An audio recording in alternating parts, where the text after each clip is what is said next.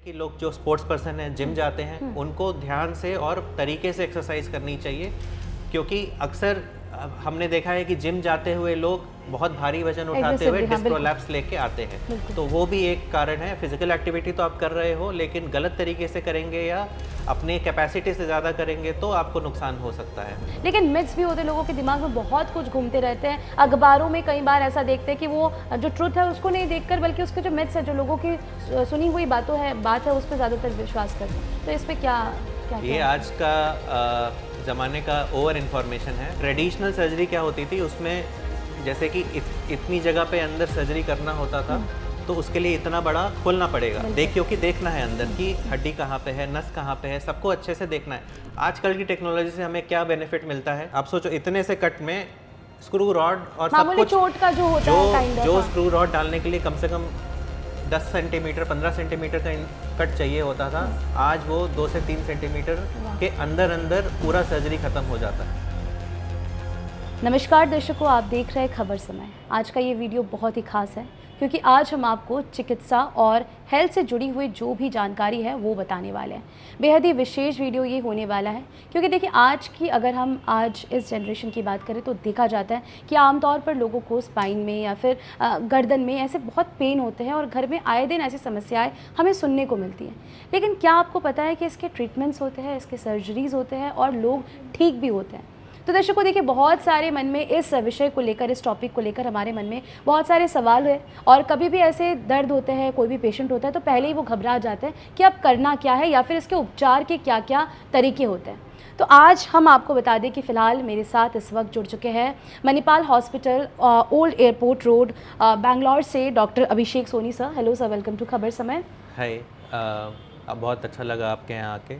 जी, तो मैं बता दूं कि डॉक्टर अभिषेक स्पाइन सर्जन हैं और बहुत ही रेप्यूटेड हॉस्पिटल, जैसे कि आप सभी जानते हैं मणिपाल हॉस्पिटल, स्पाइन सर्जरी अगर आप रोबोटिक इस फील्ड में देखोगे तो ये ऑलरेडी बहुत ही रेप्यूटेड है। और साथ ही साथ साउथ इंडिया का अगर देखोगे तो दिस इज़ द फर्स्ट जिन्होंने इसकी शुरुआत की थी। तो आप समझ सकते हैं कि बहुत सारे पेशेंट यहाँ से भी बैंगलोर गए हैं, मणिपाल हॉस्पिटल की तरफ उन्होंने रुख किया है, ताकि वो अपने ट्रीटमेंट्स हो गए या फिर सर्जरीज़ हो गए वहाँ पर करवाया जा सके।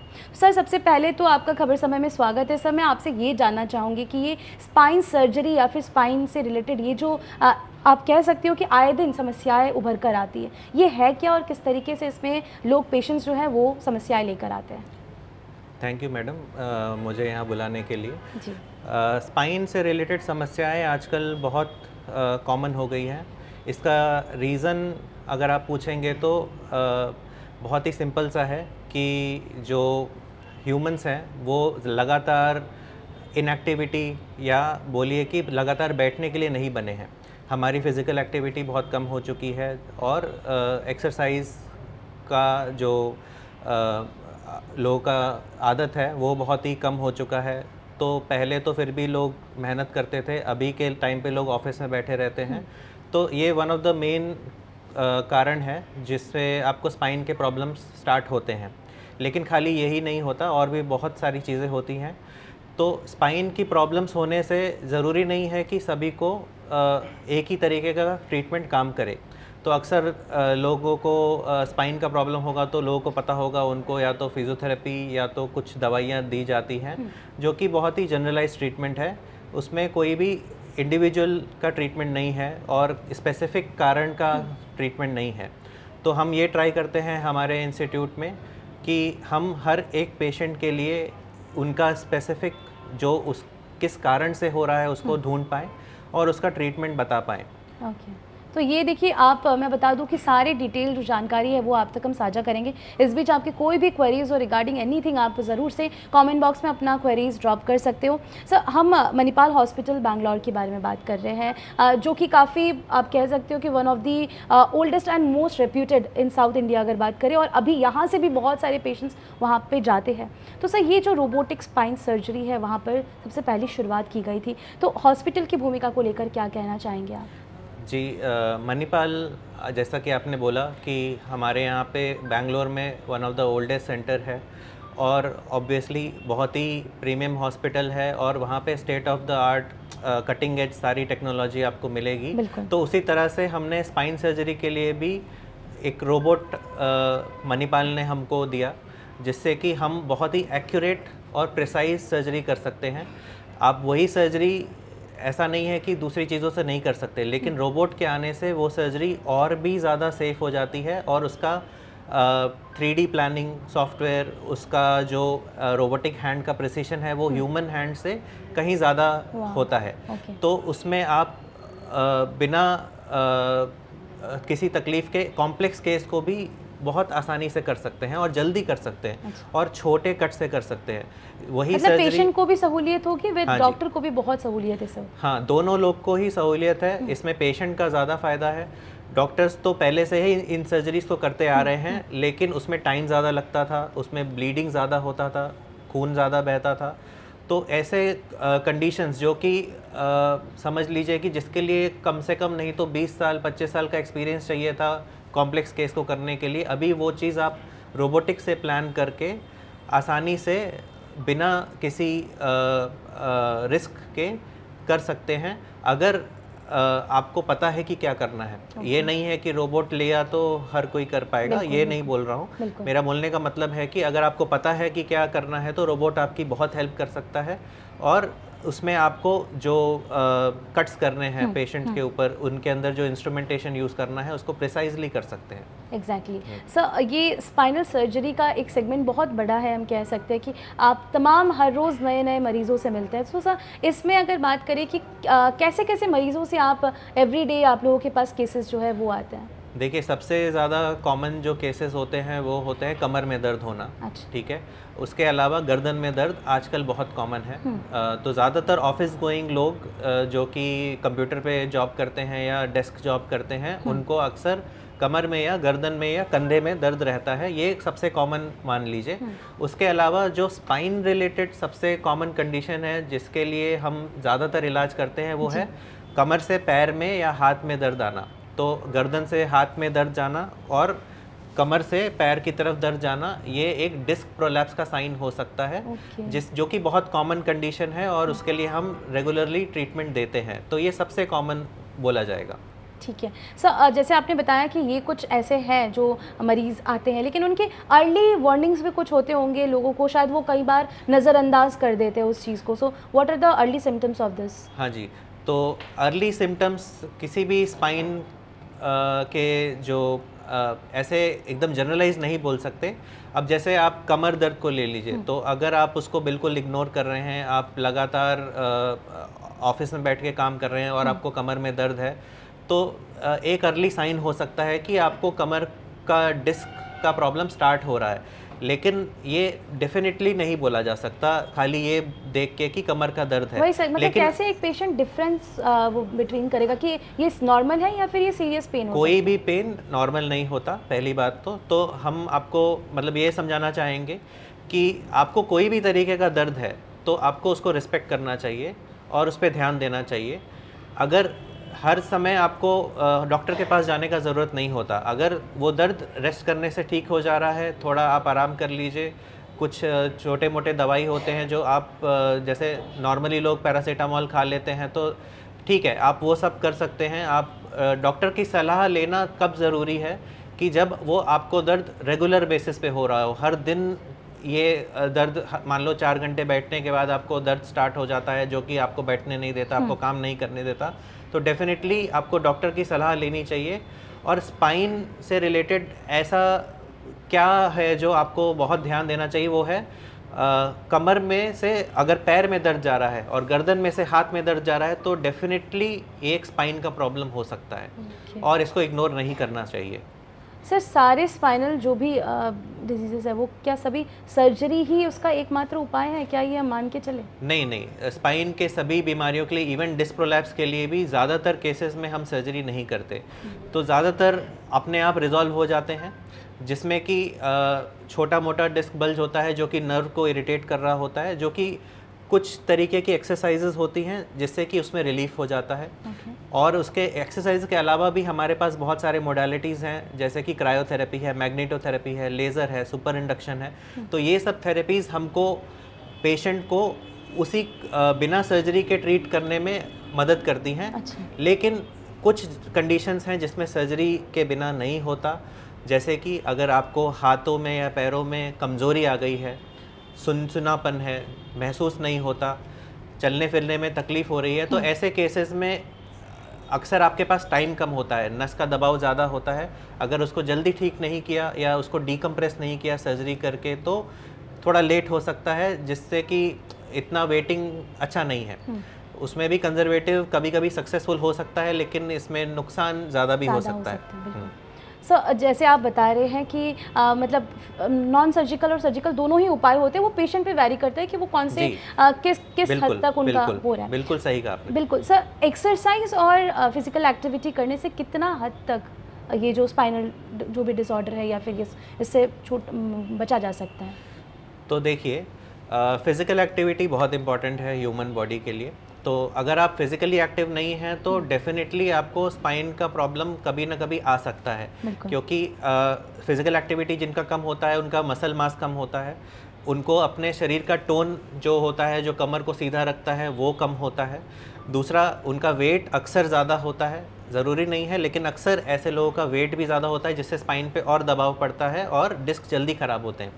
तो फिज़िकल एक्टिविटी करने से डेफिनेटली आप स्पाइन की समस्या को काफ़ी हद तक बचा सकते हैं, लेकिन एक्सेसिव एक्टिविटीज़ जैसे कि लोग जो स्पोर्ट्स पर्सन हैं, जिम जाते हैं, उनको ध्यान से और तरीके से एक्सरसाइज करनी चाहिए, क्योंकि अक्सर हमने देखा है कि जिम जाते हुए लोग बहुत भारी वजन उठाते हुए डिस्क प्रोलैप्स लेके आते हैं। तो वो भी एक कारण है। फिजिकल एक्टिविटी तो आप कर रहे हो, लेकिन गलत तरीके से करेंगे या अपने कैपेसिटी से ज़्यादा करेंगे तो आपको नुकसान हो सकता है। बिल्कुल सर, बहुत सारे लोगों का ये भी सवाल होता है कि कॉमन मिथ्स क्या है, स्पाइनल सर्जरी करवाएंगे, ठीक है, डॉक्टर ने बोला है कि जो सर्जरी है वो करवाना पड़ेगा, लेकिन मिथ्स भी होते हैं, लोगों के दिमाग में बहुत कुछ घूमते रहते हैं। अखबारों में कई बार ऐसा देखते हैं कि वो जो ट्रुथ है उसको नहीं देखकर, बल्कि उसके जो मिथ्स है, जो लोगों की सुनी हुई बात है, उस पर ज़्यादातर विश्वास करते हैं। तो इस पर क्या ये आज का ज़माने का ओवर इन्फॉर्मेशन है। जैसे कि आप फेसबुक देखते होंगे, व्हाट्सएप देखते होंगे, लोग खुद ही डॉक्टर बन जाते हैं। तो उसमें बहुत सारी मिस इन्फॉर्मेशन भी आती है, जो कि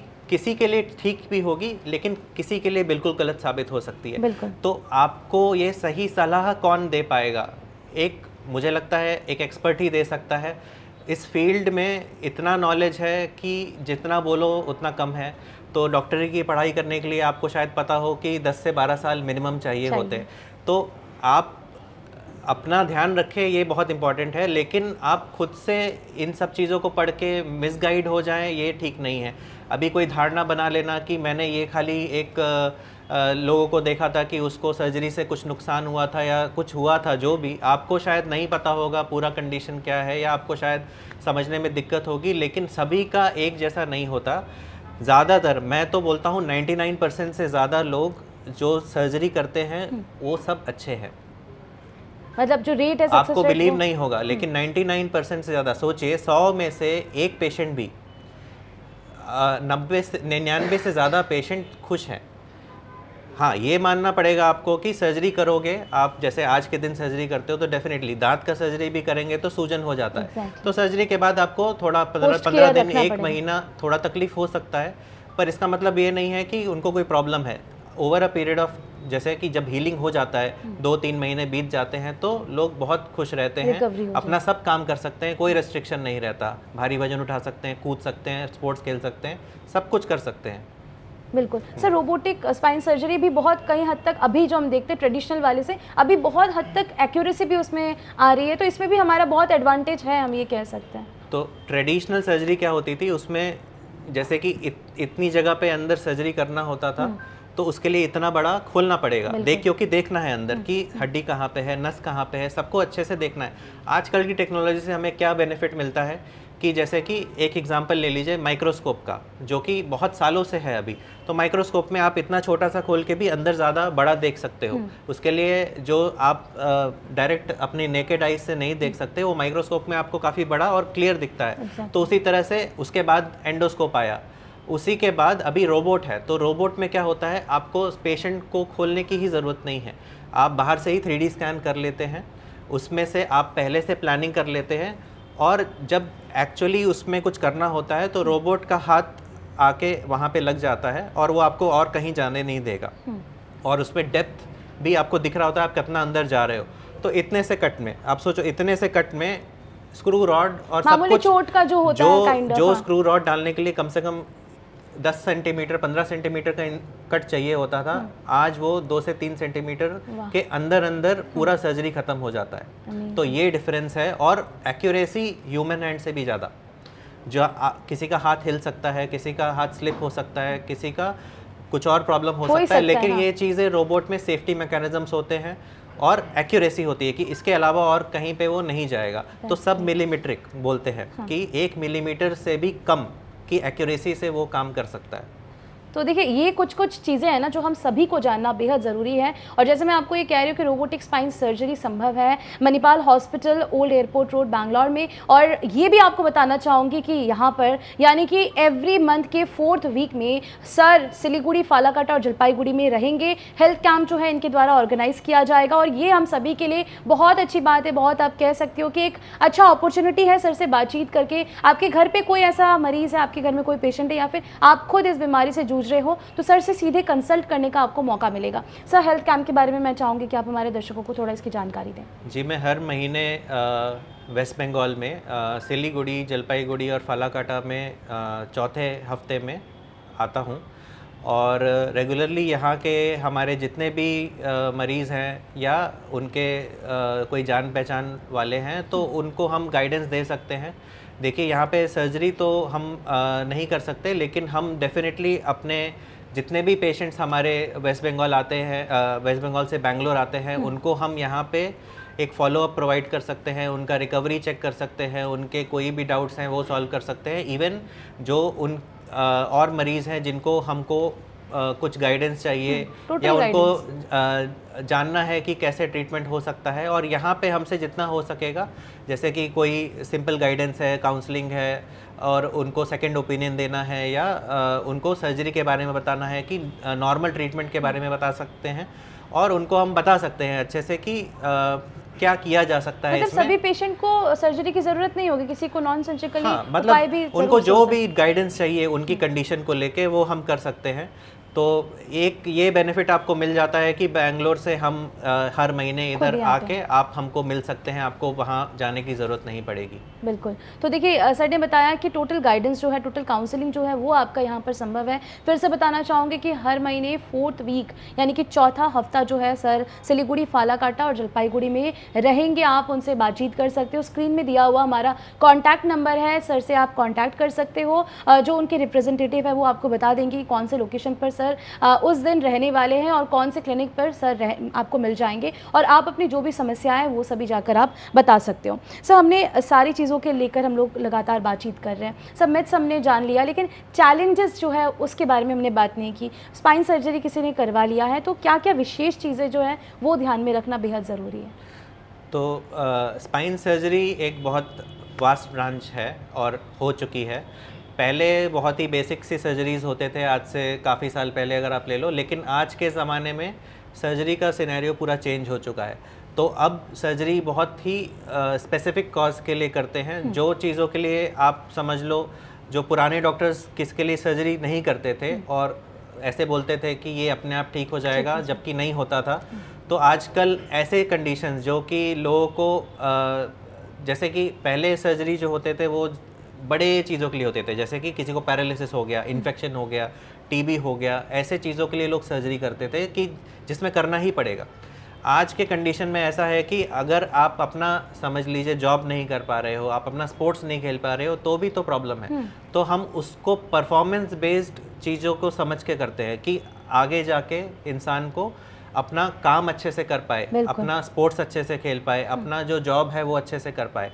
तो आज के सिनेरियो में जो चैलेंजेस की बात कर रहे थे आप, तो चैलेंजेस यही है जी कि कितने मिनिमली इन्वेजिव तरीके से आप चीज़ कर पाते हो, जो कि बिना इक्विपमेंट के थोड़ा मुश्किल पड़ता है। ये नहीं कह रहा कि उसको किया ही नहीं जा सकता, लेकिन अगर आपके पास एंडोस्कोप है, आपके पास रोबोट है, आपके पास ये सब सुविधाएं रहती हैं, तो आप बहुत ही कम से कम डैमेज करके स्पेसिफिक, ये सारी सुविधाएं मणिपाल हॉस्पिटल में बिल्कुल वो सब कुछ अवेलेबल है।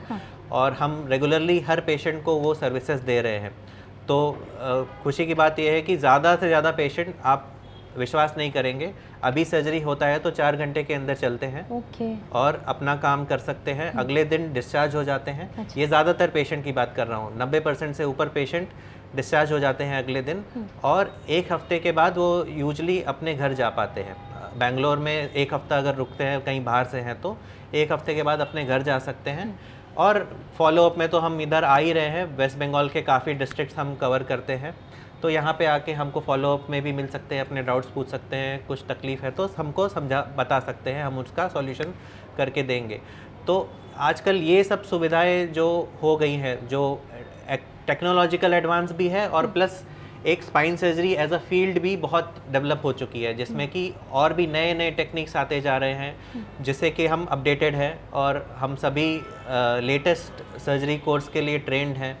तो अब रोबोट आप समझ लीजिए कि दुनिया में बहुत ही कम जगह पे यूज़ होता है, और उसमें से भी बहुत सारी ऐसी टेक्निक्स हैं जो हमारे सेंटर ने डेवलप की हैं, जो कि हमने पूरे दुनिया को सिखाया है। बिल्कुल, तो ये हम कह सकते हैं कि उस पार्ट का सबसे फर्स्ट, जैसे मैंने आपको फर्स्ट में भी कहा ना कि रोबोटिक स्पाइन सर्जरी के फील्ड में ना अगर हम देखें साउथ इंडिया में सबसे पहले मणिपाल हॉस्पिटल जो ओल्ड एयरपोर्ट रोड बैंगलोर में सिचुएटेड है, वहीं से शुरुआत हुई थी इसका। तो आप ये कह सकते हो कि बहुत सारे हॉस्पिटल्स के लिए वो मार्गदर्शन बनकर ज़रूर से रहा। सर, हमने बातचीत किया काफ़ी सारी चीज़ों के बारे में, मुझे भी नहीं पता था, वो भी आपने ज़रूर से बताया।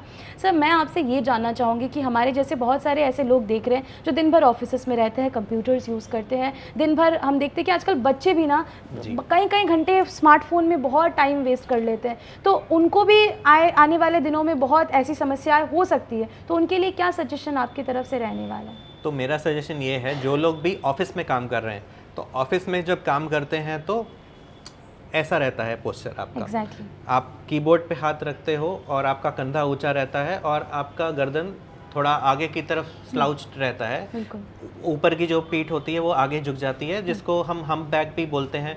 तो ये जो पोस्चर है, इससे कंटिन्यूसली आपका ट्रेपेजियस मसल होता है यहाँ पे, और लिवेटर स्कैपुली होता है, वो स्ट्रेन में रहता है।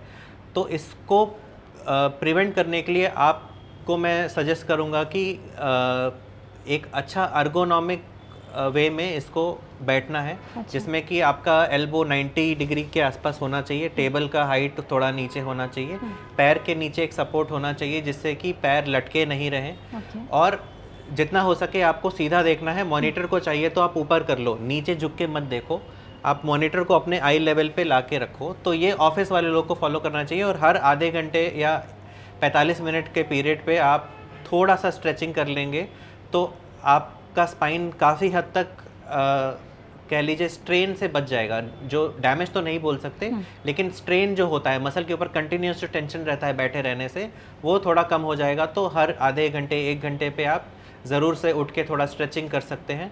दूसरा आपने जो बोला वो भी बहुत इंपॉर्टेंट है, वो है फ़ोन को देखना।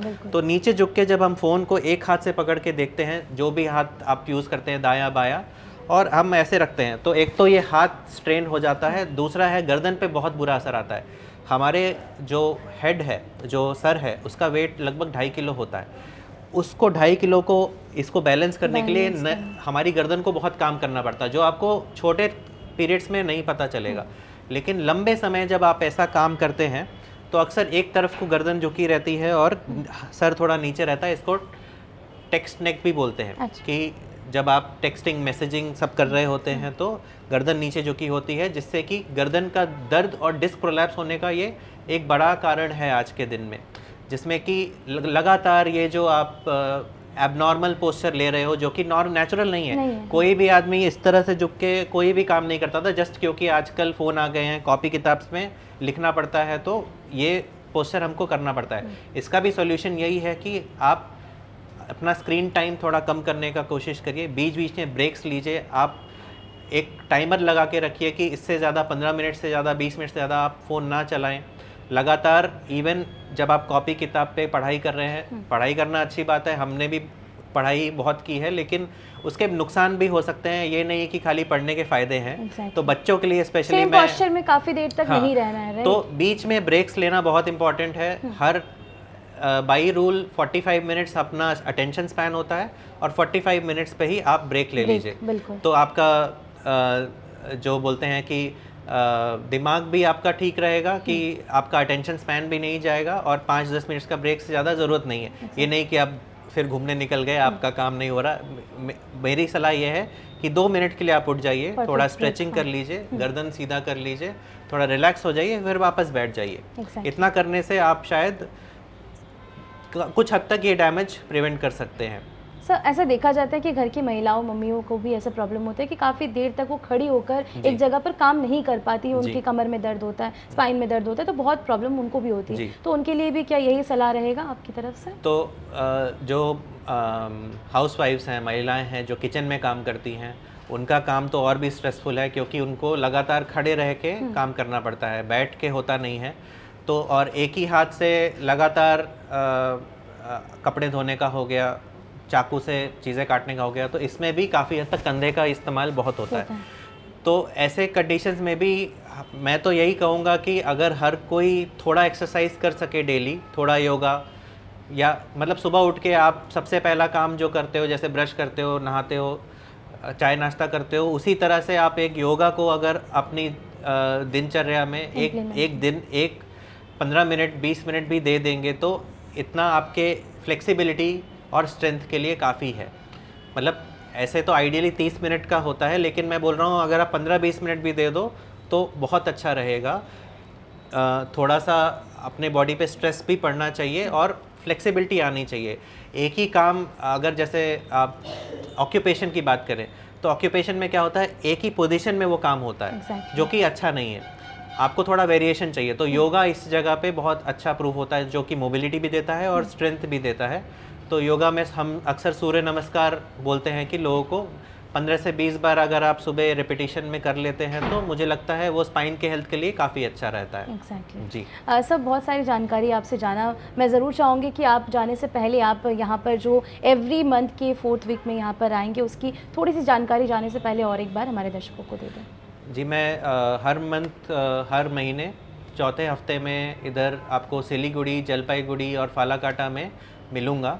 और आपको अगर कांटेक्ट करना है मेरे अपॉइंटमेंट के लिए, तो हमारा बैंगलोर का नंबर है, वो है 8025023334।